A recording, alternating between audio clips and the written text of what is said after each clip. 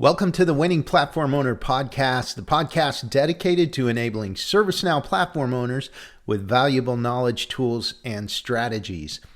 As ServiceNow platform owner, if you're not leveraging an OCM capability, then you're missing out on a key tool in your toolbox for delivering business value on the ServiceNow platform.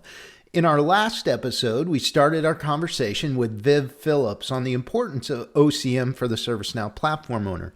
We talked about what OCM is and why it's important, but the question now is, well, how do we do this as platform owners? How do we incorporate OCM, and how do we do it with excellence? So if you're ready to talk about that, then you're ready for part 2 of organizational change management for the platform owner. So let's go.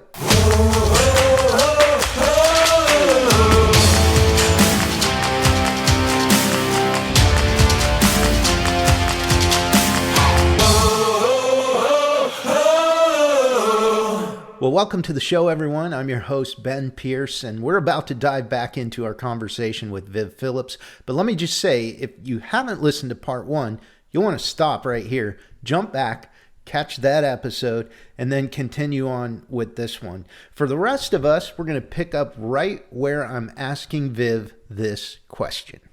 But if I'm a platform owner, what do I need to do or put in place, right, to do OCM correctly? Right.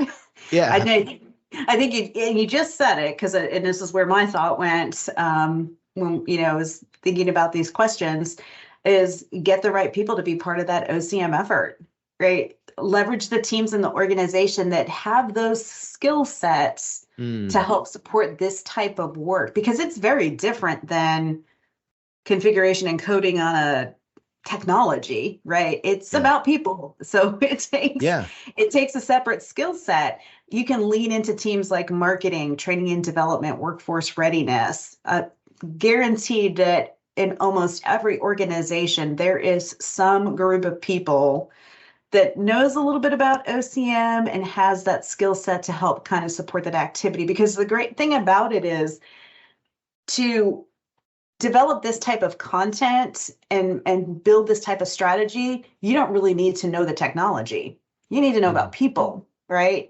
You may need to understand the level of impact and how is their job changing, or how are we moving their cheese, right? But really, you don't need to understand how to create an incident when you're communicating changes and benefits. So they should not think that they have to, as a platform or executive sponsor, that they should be responsible for doing all of this work. They should be present at critical events and activities to show visible support for the change, because they're a critical role to success in that respect. They need to be seen. They need to be heard, showing that support. And they need to be informed of what's happening, but they do not need to be the individual who's driving the communications. They may be a deliverer. They may be getting some sort of communication from an OCM team saying, hey, we want you to present this during the town hall. And they can, approve that and deliver that, but they don't necessarily need to own all the development of every little piece of it. I was going to ask you about that. Yeah. Like, just how much of that could you or should you take care of yourself? And it sounds like the answer is, well, you really shouldn't, right? You should have somebody. You're definitely involved as a platform owner, but you really have to have somebody else kind of helping you drive that, who's skilled at the people side. Absolutely. Yeah, absolutely. I would not ever recommend that they try to take this on their selves. Like, they try to own this entire OCM effort. I mean, chances are they have a lot of other work to do anyway with a big implementation, right? So, it's definitely important. It's probably going to be pushed to the bottom, right? Because there are so many things in a project timeline that are critical to the success, right? Meeting different targets. So if they try to own it themselves, then it may not really bring around any true value at that point. Yeah, that's a great point. So when do you think about this, right? When do you bring on that resource? Whether you're starting a brand new implementation, or you're just like, okay, we're going to bring on HRSD, or we're going to bring on governance, risk, and compliance, whatever the new capability is for the organization, when should I start thinking about it as a platform owner and kind of start the wheels turning for OCM? Yeah, the analogy that I love is that governance and OCM are the bread of that technology sandwich, right? They span the entire timeline of a project. You have to start at the beginning. It has to be part of the initiate phase.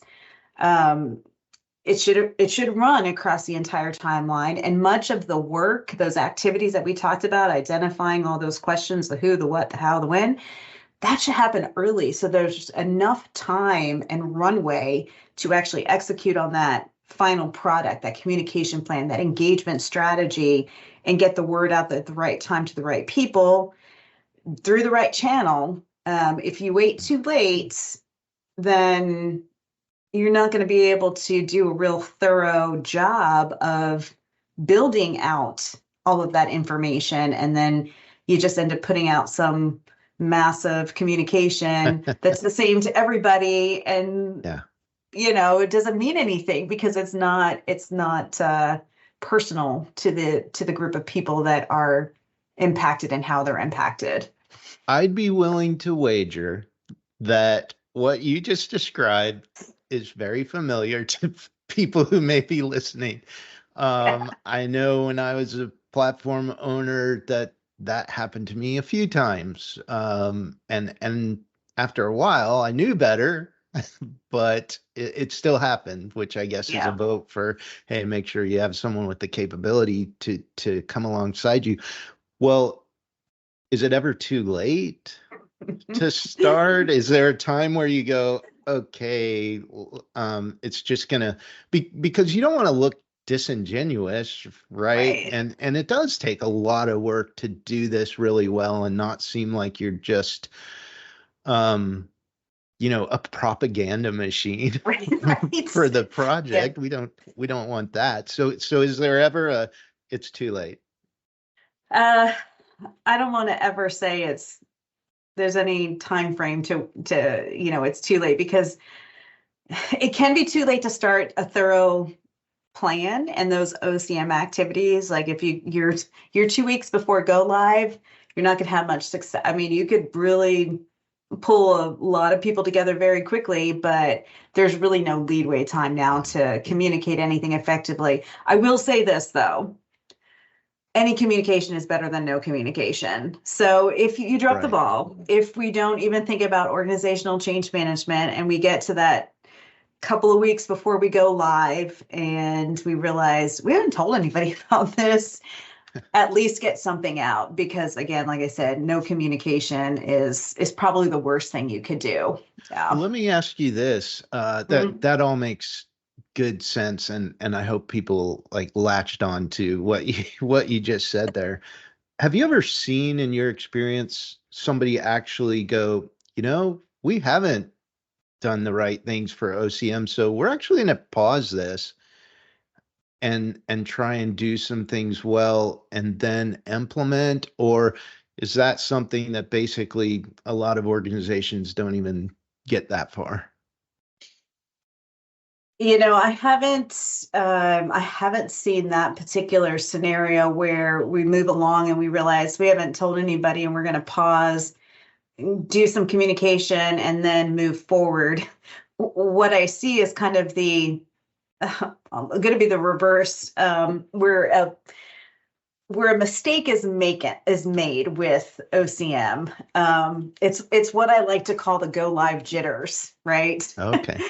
Yeah. So projects have a plan and a timeline, an expectation for when we're going to implement this change and go live, right? You plan that all out. But in reality, your plans change, right? It could be for any number of reasons. Mm, You come across more complex requirements, resources aren't available, and therefore you can't get the work done that you need to do. Um, conflicts with competing projects just pull resources away. So there's a whole host Yeah. of reasons why it's not necessarily we did anything wrong and we're delaying the project, but things come up and that's just the reality of life, Oh, right? yeah. So the mistake, and as a result of that, we have to shift the go live date, right? That's the output. We've got to move it out. We said we were going to go live the end of this month, but looks like it's going to be the end of next month. So the mistake that I see around OCM is you've worked on this strategy, you've started communicating, and in those communications, you've provided a date or maybe an approximate time frame for when things are going to change, when we're going to go live, Hmm. and that's gone out to stakeholders. And now the powers that be, the folks that are in charge, the platform owner, the executive sponsor, whoever it is, they're concerned about how it's going to look, that they're now trying to shift that timeline, that they have to communicate that they're shifting that Yes. timeline. Yes. So what I see often being the issue is there's a pause in the OCM activities as we try to sort this out. And this is actually a real life recent experience that I had. We put a pin in it, we stop all communication, we try to figure out what we're going to do, where the timeline's going to land, when is that go live date going to happen. And in my opinion, you're doing more harm than good at this point. This is an opportunity to be transparent and honest about this shift. Mm. Like, you don't have to provide those nitty gritty details about why we're moving this date. Folks don't need to get that level, but you need to keep them informed Sure. because the communication will not stop with or without you as That's the OCM so team, that's so right? good. That is so Yeah. good. Yeah, if The you information, the yeah, information will flow. It'll come through the grapevine, the water cooler talks. People will yeah, still talk about it. You've just lost the ability to manage that communication. So your safest path forward is continue with your plan and drive the information through your communication plan. Again, be honest, be transparent. Just let people know stuff has come up. This is the way life works. We're shifting it out. We haven't forgotten about you, but here's our new expected go live date, and we'll just keep you informed. So that's kind of yeah. the one mistake that I see people make when they are embracing the OCM strategy, and then things shift on the project and they say, all right, let's stop. Yeah. Worst thing you can do, I think. You know what that makes me think of is yeah, it's like this idea, and one of the things that I think is super valuable about the honest approach to change or organizational change management is you're always just kind of trying to clear the fog for everybody, right? Hmm. And hey, let's not have people guess about what's happening. Yep. Let's say what's happening, right? It to your point, it doesn't have to be the nitty-gritty details of everything. Honestly, people probably don't even care about that, but they do care about, how things are going to affect them, and, will it go live this week, or is that going to be, can I, not think about it for a couple of weeks, and it's going to go live in a month, or whatever the case may be. But it basically clears out the fog, and a lot of times the fog is what causes all the angst in the first place. Exactly. 100%. Yeah.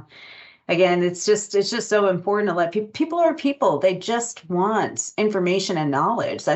And that's what you're providing them. And when you stop that, that raises more risk and questions and stress than just keeping them informed into, as to what the path is and how it looks like and why we have to change that original date. It's just a simple communication that again keeps that fog lifted. Yeah, yeah. So that's the most common mistake you've seen? I mean, are there other things that you would warn platform owners about, or is that pretty much the number one deal? To me, I mean, that's kind of a common mistake that I see that I think causes more harm than good is when you just stop the communication. We've talked about things throughout this time together here about, not starting or waiting too late to start. It's another issue there. I've also heard people say, I don't want to tell them anything until I know. You don't, your communications need to start. early and often. You'll hear that when Mhm. in the OCM world, communicate early, communicate often. And you don't have to give them a lot of detail, just little snippets of information that'll keep them engaged, keep it to the forefront. But send out stuff on a regular basis and you build on it as you get closer and closer and things come together and you know more information, then you share more information. But don't think I can't communicate until I know everything for sure. You'll wait Mhm. till go live and then it's too late. Yes. Yeah. Yes. So, I'm thinking off the top of my head here. So we get to go live. We do all of the things right, right? Mm. What's after go live?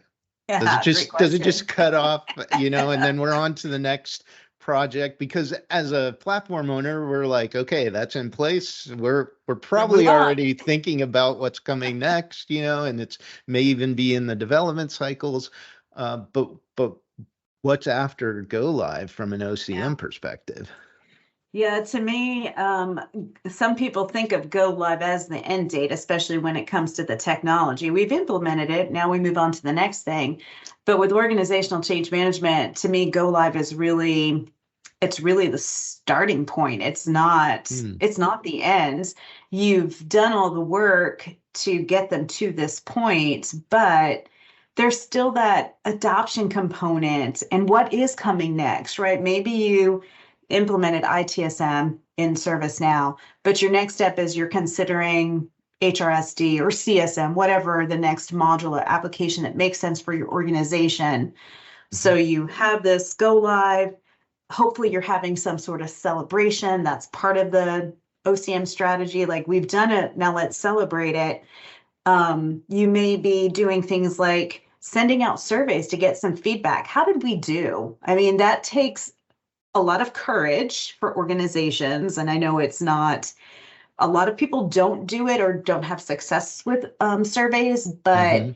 even if you have a handful of people respond and give you some honest feedback, then you know how to adjust going forward. Remember, we said OCM is collateral that you can leverage over and over again. You're only going to learn Yeah. if you get the feedback from the people that you're communicating with. So surveys are a great thing. Maybe focus point or focus sessions with individuals to get some direct feedback. Communications continue to say we've implemented this, but we have other features that we're going to introduce. Mm. Let's say we exposed Employee Center, so folks have a new self-service platform. But our next step is to incorporate virtual agent, right? That's another opportunity. Yeah. That's more communication. So it doesn't end at go live because there's very few projects, technologies, changes that are ever final at that point. So your OCM activities continue on to get the feedback, to continue that loop of communication, to continue to drive adoption. Because once you've introduced it, you still want people to use it. That's where you're getting your benefit, your return on investment. And then it can Yep. also become a segue into the next the next change, right? You've done some work here after the go live to collect data and feedback, and then you can incorporate that information into that next plan to support the next implementation that is connected to that current product that you just delivered. It doesn't end. There's a lot of work that goes on, and you have to think about those things and build out that strategy to the after go live dates. Yes. Yeah. Yeah. As you're describing that, it led my mind back to building your capability, right? As a platform owner, you really have to think about OCM as kind of a component capability that you have either on your team or you have access to, but it's always included because what we've been talking about this whole time and then what you just described very well was this idea of it's kind of an undercurrent of everything that we're doing. It just goes on and we're Mhm. doing it well and we're reusing those different assets and collateral that we've created where we can and maybe even people are getting used to the cadences that we're using and it's helping in that regard but it always just has to be there if you leverage that same strategy every time, then it develops or creates a sense of understanding and value and consistency, right, across the organization, that the powers that be, the C-suite, the executives, whoever, they care because they're constantly letting us know, they're constantly informing us, and we're seeing this same type of material that's always being delivered, right? There's consistency in the way we're branding, or we're communicating, or we're sharing content, or we're training. That is going to drive quicker adoption and enablement around change if you do create that sort of consistent template and practice to support it, right? To support those changes. That makes total sense. Makes total sense. So at some point, another show, probably maybe we dive deep into some of those topics, but let's say I'm a platform owner right now, and I'm like, okay, Viv, I'm hearing everything you got. I'm picking up what you're putting down, right? Well, so what do I do now? Where do I want to go deep on this OCM thing, figure out how I can incorporate it. What would your advice be? Where would you point me to resources? Where do I do next? Yeah. I mean, you can Google anything about organizational change management and get a ton of data back. And some of it's good and some of it's not good. But my recommendation, again, I'm certified as a change practitioner through the organization ProSci, and there's a lot of content that they make available to public use without having any kind of membership or paying any sort of dues. Lots of webinars, documents, templates, information, articles. They do a ton of research. So that would be probably my highest recommendation if you really want to have a solid source, right, that knows their stuff and has done years and years of research, benchmarks, puts out the statistics, shares the content. That would be a great place to search. You just search for prosci.com, and you can go through all of the material that they make available to everybody on their website. So it's a great starting point if you want more information. Awesome. And of course, people could reach out to you at CrossView. Sure. Absolutely. Viv, thank you so much for coming on the show. Really appreciate it. I know this episode is going to be super valuable when people listen to it. So I just want to say thanks for coming on the show. Thank you, Ben. I appreciate it. Thank you for giving me a space to talk about something that is really important to me. So it was great. It was great to talk with you and just chat about organizational change management.